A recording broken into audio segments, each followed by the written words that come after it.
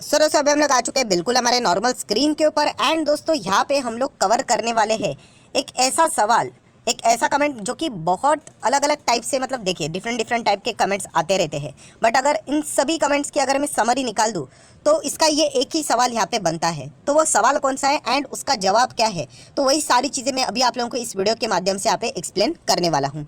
सो दोस्तों यहाँ पे मैक्सिमम लोगों का ये सवाल था कि सर अगर मुझे यहाँ पे ऐसे स्टॉक बता दीजिए कि मैं 10 से 15 से 20 साल उनको यहाँ पे मतलब होल्ड कर सकूँ। मतलब ऐसे शेयर बता दीजिए कि जिसमें अगर मैं पैसा लगा दूँ कि वो 10 15 20 साल तक मतलब मुझे ये पता होगा कि वो डूबेंगे नहीं। तो दोस्तों ये अगर आपका सवाल है कि आपको ऐसे शेयर्स चाहिए कि 10 साल के बाद भी वो अच्छा ही करे, 15 साल के बाद भी अच्छा ही करे, तो सीधा आप लोगों को एक ही टाइप के स्टॉक्स में जाना पड़ेगा एंड वो है दोस्तों ब्लू चिप कंपनीज।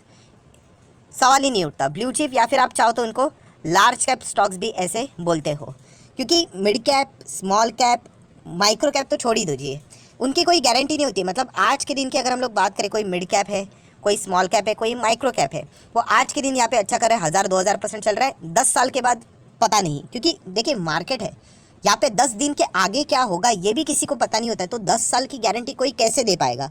सो अगर यहाँ पे किसी चीज़ को पकड़कर अगर हम लोग को आगे बढ़ना है कि अगर आपको ऐसे शेयर्स चाहिए कि आप उसमें बिना डरे यहाँ पे अभी इन्वेस्ट करें एंड 10 साल के बाद भी अगर आप एक्सपेक्ट करो कि वो कंपनी जिंदा रहे, कोई उसमें क्रैश ना हो, कोई गड़बड़ी ना हो, तो ऐसे इसके लिए आपको ऐसी ही कंपनीज चुननी पड़ेगी जो पिछले 10 से 20 साल अच्छा बिजनेस यहाँ पे कर रही है एंड उनका बिजनेस वाकई बहुत सुंदर तरीके से यहाँ पे चल रहा है। मोनोपोली टाइप का बिजनेस है एंड जैसे मैंने आप लोगों को कहा कि वो एक लार्ज कैप बड़ी कंपनी है, तभी जाके आपने जो सवाल पूछा है वो बिल्कुल सही फ्रेम में यहाँ पे बैठेगा। अगर आप छोटे कंपनीज को पिक करने जाओगे, small cap, mid cap, micro cap को, तो 10 साल के बाद, जैसे मैंने बोला ना, 10 दिन के बाद, 10 महीने के बाद की गारंटी नहीं है उनके।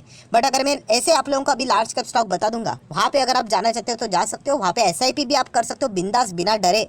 10 साल के बाद भी ये कंपनियाँ रहेगी एंड अगर किसी कंपनी में क्या रिस्क है, क्या प्लस पॉइंट है, क्या माइनस पॉइंट है, वो भी मैं आपको इसी वीडियो में यहाँ पे बता दूंगा।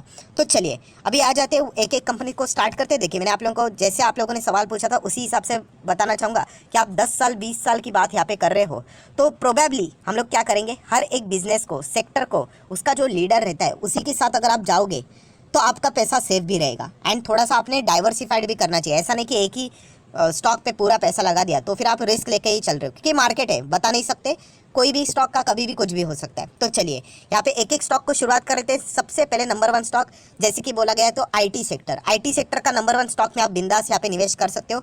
कौन सा है वो स्टॉक, हर किसी को पता है, TCS। सो दोस्तों TCS में आप बिंदास, बेफिक्र, बेहिचक होकर यहाँ पे पैसा लगा सकते हो लॉन्ग टर्म के लिए। अभी प्रॉब्लम ये होता है, लोग 10 साल 20 साल की बातें करते हैं और 10-10 दिन बाद पोर्टफोलियो चेक करते रहते हैं। ऐसा करोगे तो कुछ नहीं होने वाला है। मतलब अगर आप देखोगे यहाँ पे TCS ने भी 1 साल का परफॉर्मेंस क्या है, आप बोलोगे अरे ये काहे का अच्छा स्टॉक है, तो माइनस में चल रहा है।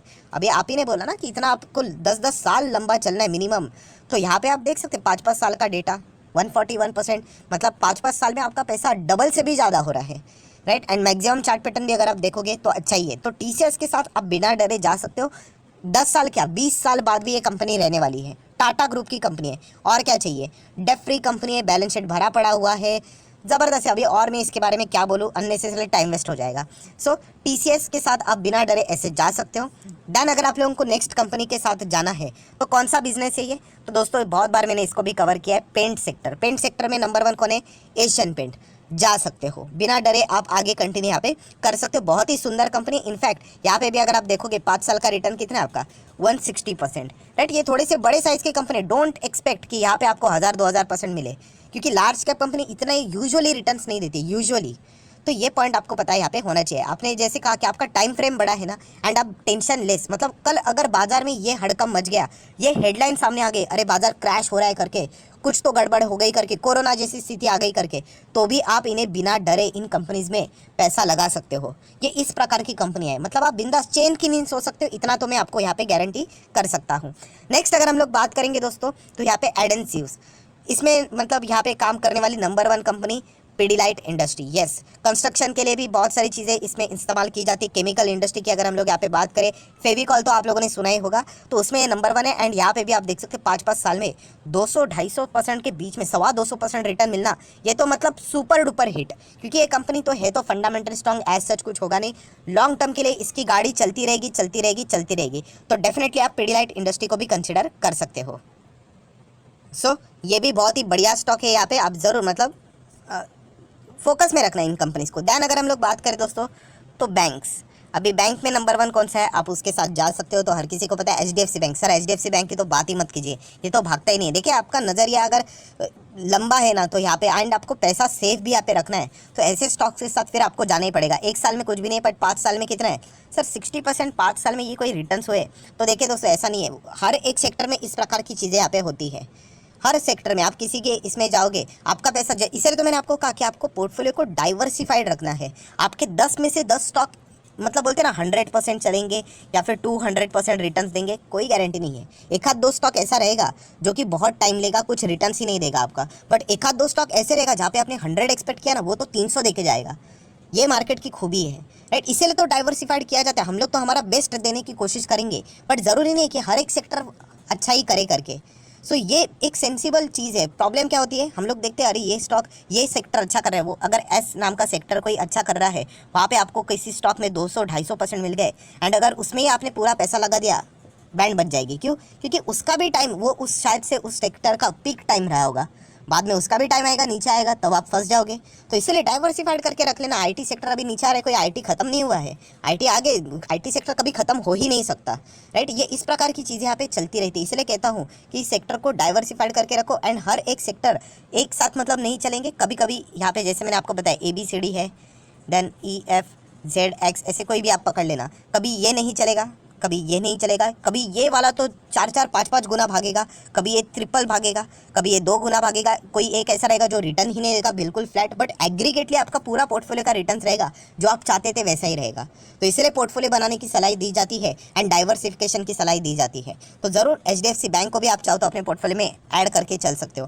दैन दोस्तों, one of my favourite company, जो कि मतलब बोलने के लिए लार्ज कैप, बट 5 साल के रिटर्न देखिए, बाप रे बाप, 300%। अभी यही सोच कि चलो अभी ये 300 दे रहे हैं ना, मैं इसमें ही सबसे ज़्यादा पैसा लगा दूंगा। कोई बात नहीं दोस्तों, बीच में यही कंपनी नहीं चल रही थी, लोगों ने लॉस में बेच दिया इस कंपनी को। Can you believe?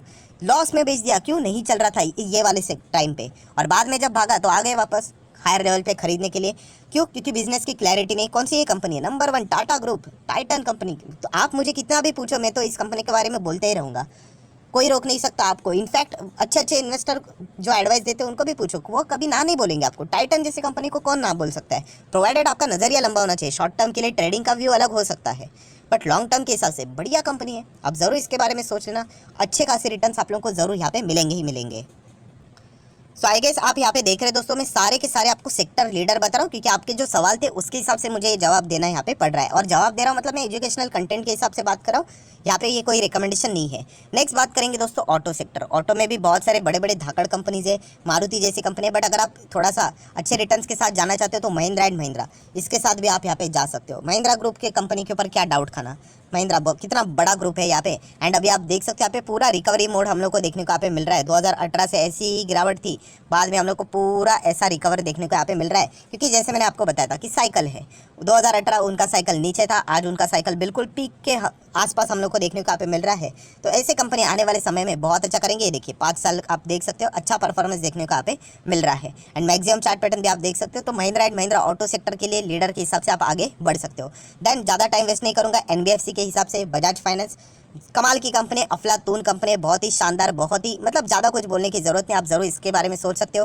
दैन उसी का ही एक दूसरा भाई आप बोल सकते हो Bajaj Finserv, thanks to companies and their management के उन्होंने इसमें बोनस प्लेट ला दिया। इसी के चलते हम लोग को ये 1600 के आसपास देखने को मिल रहा है, वरना 17,000, 18,000, 19,000 वहाँ पे हम लोग को देखने को मिलता था। तो इसके चलते अभी रिटेल इन्वेस्टर इसको अफोर्ड कर सकते हैं, राइट। अभी अफोर्ड हो रहा है, इसलिए ब्लाइंडली नहीं निवेश करना है। कंपनी अच्छी लगती तो जाना है, but yes Bajaj finance, Bajaj Finserv, H2B2 ये हमेशा बेस्ट स्टॉक रहते हैं। इनमें आप लॉन्ग टर्म के लिए जरूर यहाँ पे जा सकते हो। देन अगर हम लोग बात करें FMCG सेक्टर का नंबर 1 कंपनी कौन सा है, हिंदुस्तान यूनिलीवर, आप इसके साथ भी जा सकते हो, राइट। ये एक ऐसे कंपनी है जो कि 10 साल के बाद भी यहाँ पे रहने वाले हैं, राइट। इतना ईजिली आप इनको हिला नहीं सकते। यहाँ पे इनके पोजीशन जो रहती है वो जम कर बैठे हुए हैं यहाँ पे, राइट, क्योंकि इनके बिजनेस में वो दम है। आप नंबर 1 पोजीशन पे किधर जाते हो और लगातार कई सालों से आप उस पर टिके हुए, मतलब आपने कुछ तो अच्छा बिजनेस यहाँ पे किया है। आपने अगर खराब बिजनेस किया होगा तो नंबर 1 पोजीशन पे आप टिक नहीं सकते। राइट, तो ये सभी के सभी कंपनियां, जैसे मैंने आपको बताया कि सेक्टर वाइज मैंने आप लोगों को बता दी एंड लीडर के हिसाब से मैंने आप लोगों को बता दी। एंड जैसे आपने सवाल पूछा था कि अगर मैं 10-20 साल के हिसाब से अगर कोई स्टॉक बता दीजिए,